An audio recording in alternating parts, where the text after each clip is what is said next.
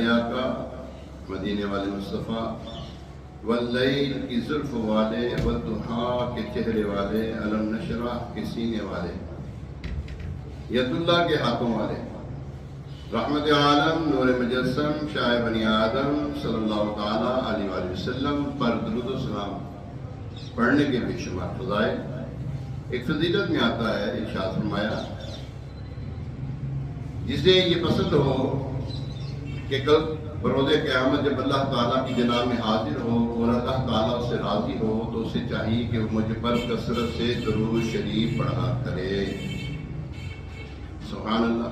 اللہ کریم ہمیں بھی کثرت کے ساتھ درود و سلام پڑھتے رہنے کی توفیق عطا فرمائے۔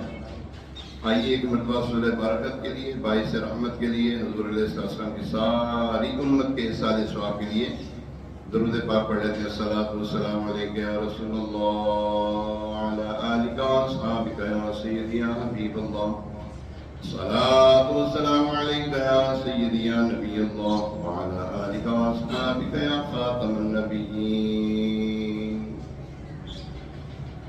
اللهم صل على سيدنا ومولانا محمد طب القلوب ودوائها وعافية الأبدان وشفائها ونور الأبصار وضيائها وعلى آله وأصحابه وبارك وسلم صلاة وسلام عليك يا سيدي يا سيدي يا مكي يا مدني يا عربي يا قرشي يا هاشمي يا مطلبي يا رسول الله صلی اللہ تعالی علیہ وسلم۔ پیارے محترم اسلام بھائیو، آج